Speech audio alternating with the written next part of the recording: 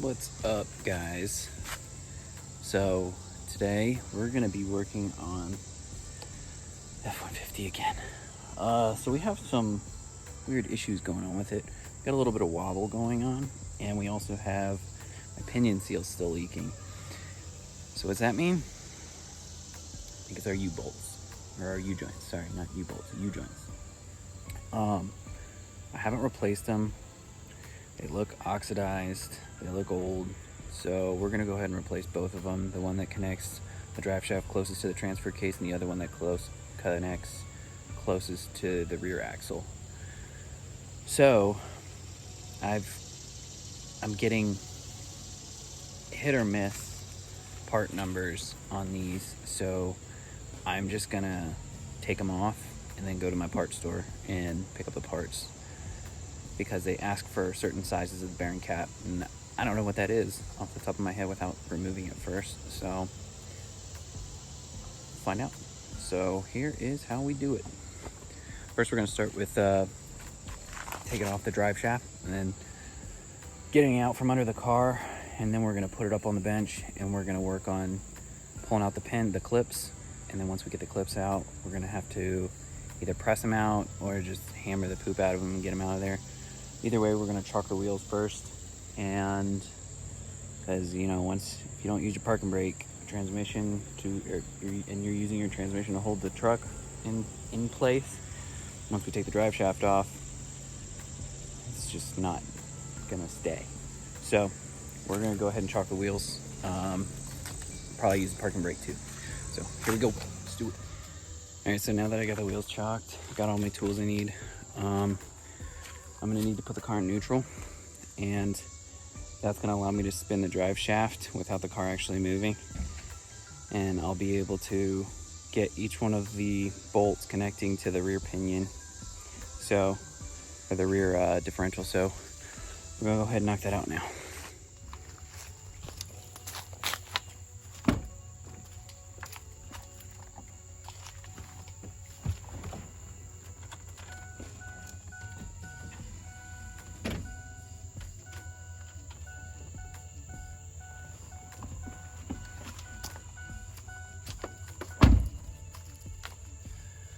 So I leave the car keys in the ignition, that way, well, you can't take them out while the car's in gear. So the keys are gonna stay in the ignition.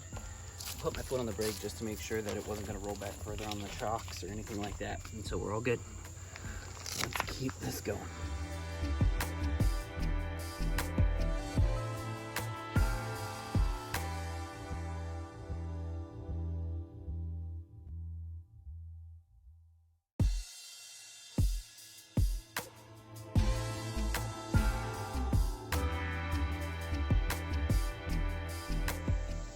Okay, so normally what happens on these Fords is you get these grinding sounds when moving it about, or sometimes it won't even move. In our case,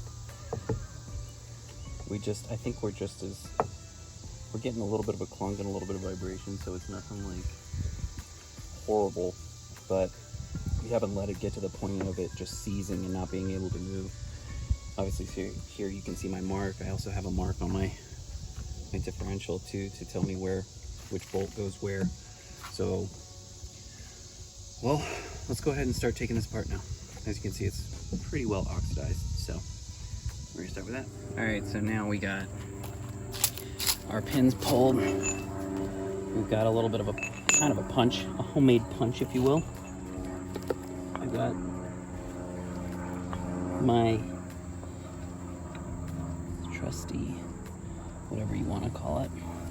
So then I'm going to just basically pound this down to get it out of this, and then push it back through the other side. Just enough, right? We should give some play in there. All right, let's do this.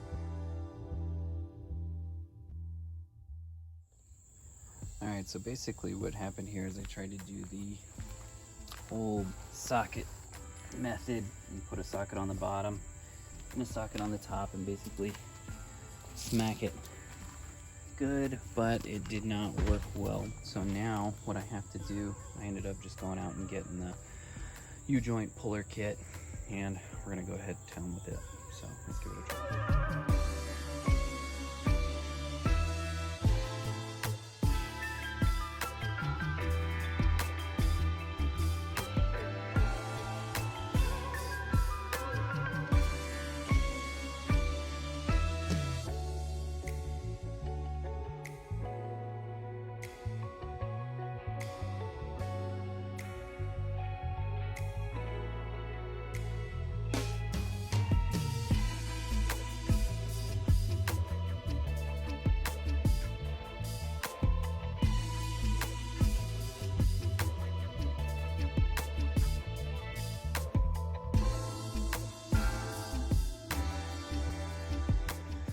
Okay, so now we gotta clean up where our U-joint goes, slips into here.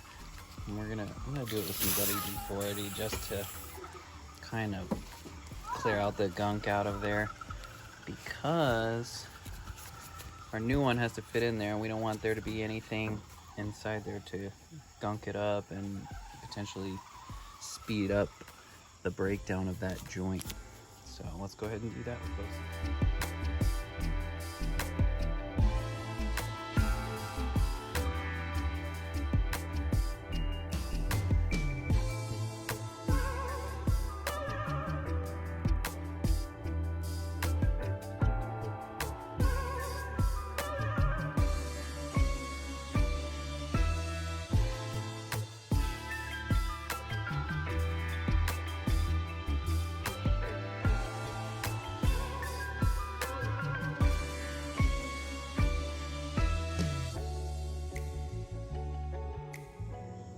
Alright, so now I'm at a point where we're at the reassembly part. So I got, looking at my marks, I got my white mark here, my white mark here.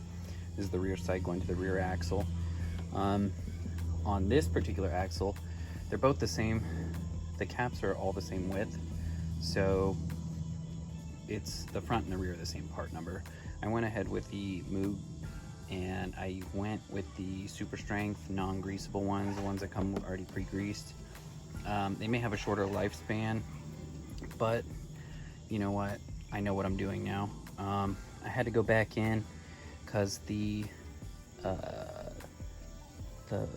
U-joint removal tool is a little, it gets a little crazy, and this metal's a little soft, so it kind of dented up the outside of this. And so I went back in with a file, and I just filed the outside, since this part for reassembly is going to have to go through there. So I don't want it to get damaged, so I made it a little bit, just kind of chamfered the edge so that it will go in smooth, because it's going to be seating down here in the lower part of it. Okay, so now that I have, this is my new part, this is my old part, I basically just measured the cap, right? Checked it on all sides, went to the parts store, found the one that fit it best. This is our bad one. This is, I marked it for the rear, for the drive shaft. But what we have to look at here, something worth noting, is you can see the engravings of the needles. And you can see heat marks in there. And this side, this axis is the bad axis. Actually, that one's not that bad. Let's check the other one. Oh, look at this one. So, you want it to be clean, right? This kind of, you can even feel the ridges that were being started to be, you know, the divots in there, the little creases, the valleys. It's pretty bad. But, you know, we jumped on it before things got bad. These are the needles. They're all up in there. This is my bad one, like I said, so I don't really care about the needles, these needles anymore. I'm not gonna, this is trash. So, what we do care about is when we put this back in for assembly, we're gonna have to take off the caps. We gotta be really careful that the needles don't, you know, fall out of place. As you can see, this one's still good. Well, not still good, but the needles are still where they need to be. So, let's go ahead and do it. Okay, so basically how I did it because I took off the cap here and the cap here on the same axis, and then I slid the actual U-joint into place, and I put this cap on the lower side and just pushed it in place by hand. So what I'm going to do now, I put them together, put the U-joint and the cap together, and what I'm going to do now is I'm going to tap it in place with a wood block with my smaller guy, and I'm gonna use a bigger socket up here, the bigger socket I had used earlier to pound this thing out of place. And what we'll do is that will essentially tap that one in place, and then what we'll be able to do is we'll be able to put the other cap on, and then we'll be done with this side.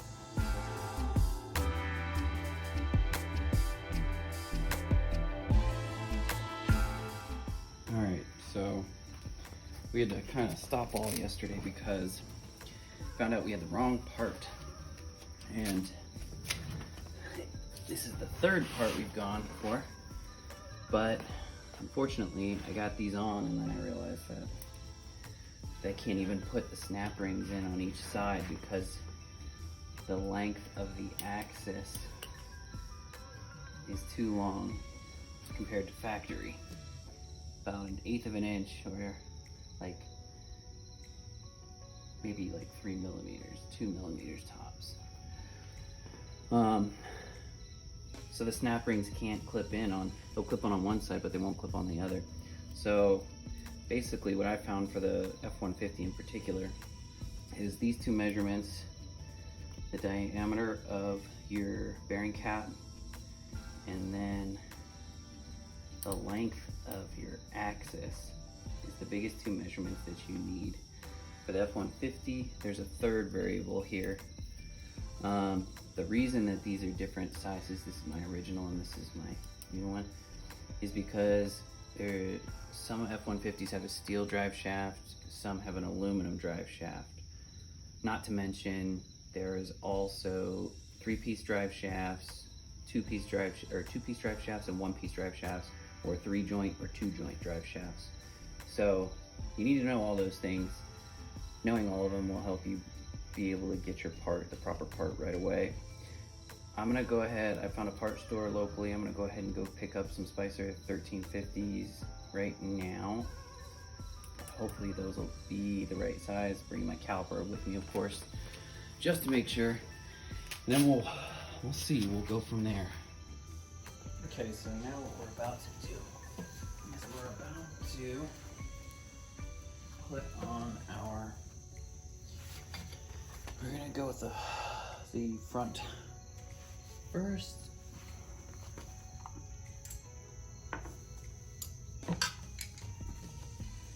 We went ahead with Spicers.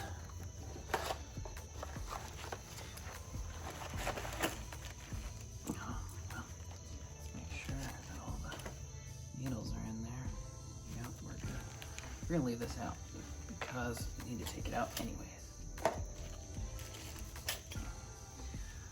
So,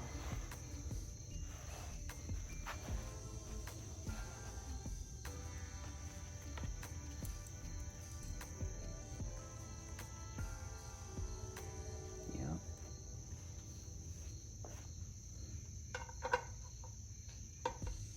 Yep.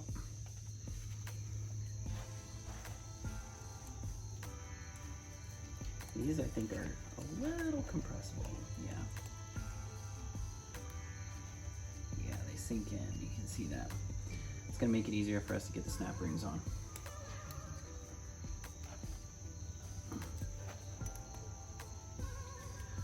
Okay. All right, let's do this.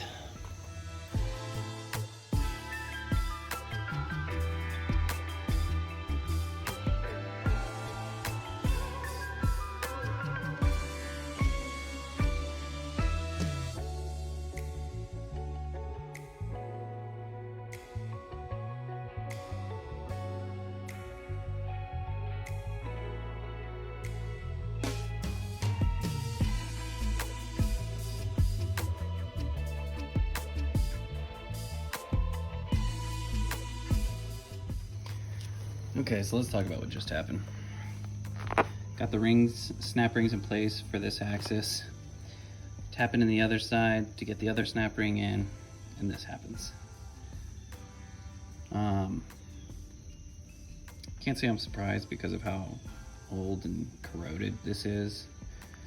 So I guess I'm gonna try and have to find the part. I hope that I don't have to buy the whole drive shaft. I think I can just get the yoke, but pushing on. All right, so good news. Got our replacement part in. Now, I need to see if it's actually gonna work. So, I'm gonna take some quick measurements. This looks good. It's supposed to be 3 inches from the center of the bolt hole.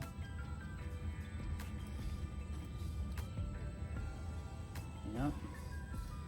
All 4 corners too. Yep.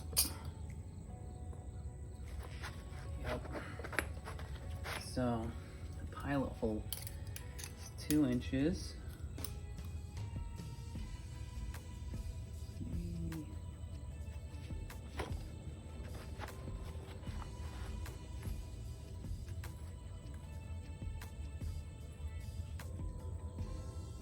Yep, exact same. It's not 2 inches, it's just shy of 2 inches, it looks like. This should be 1.818. Yeah.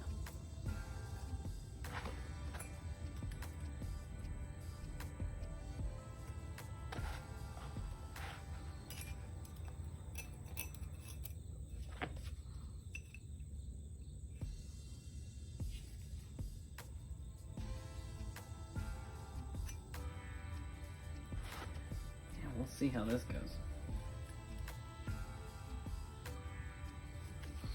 All right, then let's do this.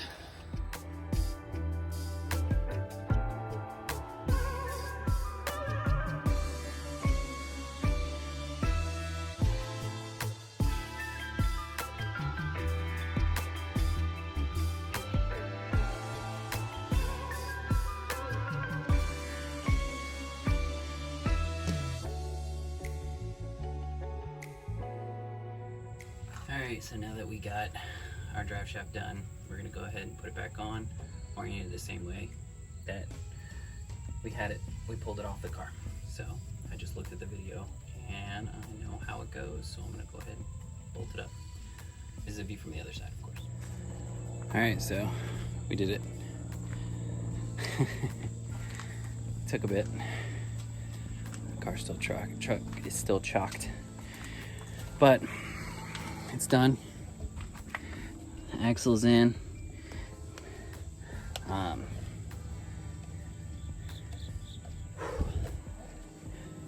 There's a good bit to have, taken away from this. A lot of it is measuring the U-joint. I talked to a couple other Ford folks, and especially this gen, and they were like, "Oh, just buy the drive shaft." And I think that would have been a good idea, except that mine is an aluminum one, because I have the aluminum one piece 2-joint. It's a little bit more on the pricier side. The cheapest I could find it was like used was $280, $270, and then I found them new for like $580.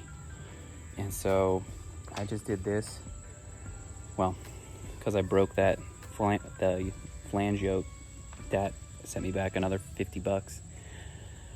But this, all in all, 60 plus 50, so 110 bucks. And I haven't tested it out yet, I haven't driven it around yet, so we'll see how that goes. But I ended up renting the U-joint press, which is just like an industrial grade C clamp with a hole in the bottom of it. And for the 200 and something bucks that it was, it didn't really do its job. You're better off doing the small socket and the big socket method. If you don't know what that is, just go back and look what I just did through the time lapse. It's very effective as long as your stuff isn't corroded and about to break like mine did. The only thing that slowed me down was waiting on parts and getting the right parts. So that's what I would do, is do your research first. The parts stores for my generation, there is about 5 different size U-joints that I could have used with this year, make, model engine. Like, it's kind of crazy to think about. But I hope that the other part is still good. The pinion seal, we gotta double check that. So once I'll double check the pinion seal, make sure it's not leaking, because when your U-joints go bad, sometimes it causes that pinion seal it causes that wobble, and then that in turn will wear out your pinion seal. And I've already changed that once, so it might be time to go ahead and change the whole dang thing. The crush fitting in there and everything, which I really don't want to do. I'll just pay somebody to do that. But I've had to do the thread counts and everything like that. But anyways, I'm gonna wrap this up. We'll keep everybody up to date on how it works. Thanks, guys. Give me a like if this was at all helpful. Please do, because I don't know any feedback otherwise. Thanks, guys.